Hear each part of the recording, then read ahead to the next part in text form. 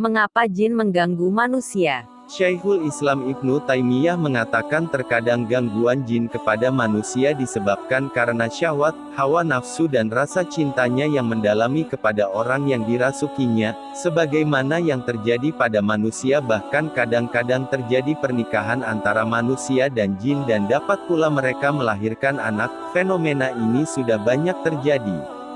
Para ulama pun juga telah berbicara mengenai hal itu, namun mayoritas Di antara para ulama menganggap makruh pernikahan yang terjadi antara manusia dan jin. Terkadang gangguan jin juga terjadi karena kebencian dan balas dendam mereka. hal ini bisa Jadi disebabkan karena sebagian manusia membenci mereka, atau jin-jin tersebut mengira bahwa manusia sengaja menyakiti mereka dengan mengencingi, menyiram air panas, atau membunuh sebagian dari mereka, sekalipun manusia tidak mengetahui hal tersebut. Fenomena seperti inilah yang banyak terjadi, bahkan lebih banyak lagi. Ada juga jin yang bodoh dan suka berbuat zolim, sehingga mereka akan membalas perbuatan manusia dengan balasan yang lebih keras dari yang tidak seharusnya diterimanya. Terkadang mereka menyakiti manusia karena ingin bermain-main dengannya atau berbuat jahat kepadanya, sebagaimana yang terjadi di kalangan manusia. Beliau melanjutkan, jika gangguan jin kepada manusia terjadi karena sebab yang pertama, berarti hal itu merupakan sebuah kekejian yang diharamkan Allah, sebagaimana juga diharamkan kepada manusia, meskipun satu pihak menyukainya. Lalu bagaimana pula kalau salah satu pihak tidak menyukainya? Tentunya hal ini adalah sebuah kekejian dan kezoliman yang nyata. Karena itu, bangsa jin harus diberitahu tentang hal ini, supaya mereka menyadari bahwa hal itu merupakan kekejian yang dilarang dan permusuhan.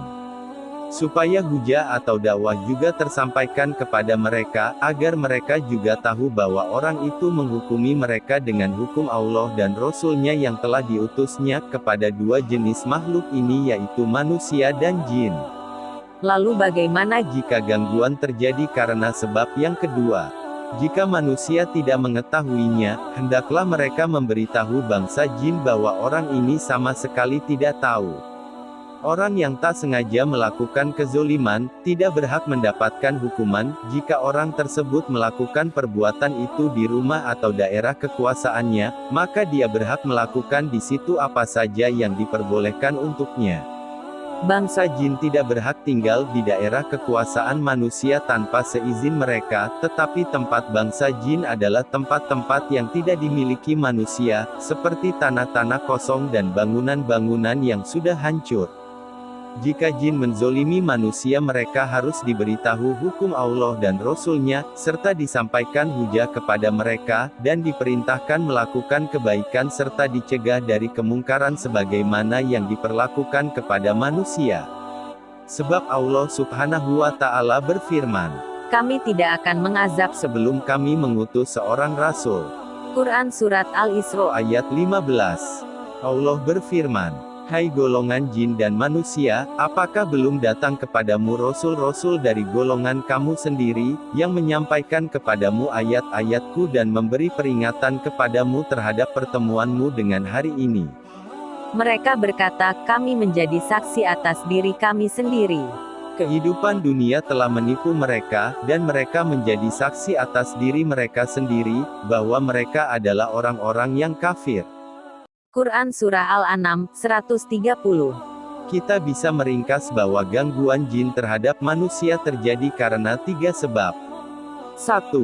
Jin lelaki mencintai Seorang perempuan dari golongan manusia atau jin perempuan mencintai seorang lelaki dari golongan manusia. 2. Manusia menzolimi jin, baik dengan menyiramkan air panas menimpanya dari tempat yang tinggi atau yang lainnya. 3. Jin berbuat zolim kepada manusia, seperti ketika ia merasuki manusia tanpa sebab. Merasuki tidak mudah dilakukan oleh jin kecuali jika seorang manusia dalam salah satu keadaan dari 4 keadaan, yaitu kemarahan yang meluap-luap, ketakutan yang sangat, memperturutkan syahwat, dan kelalaian yang melenakan.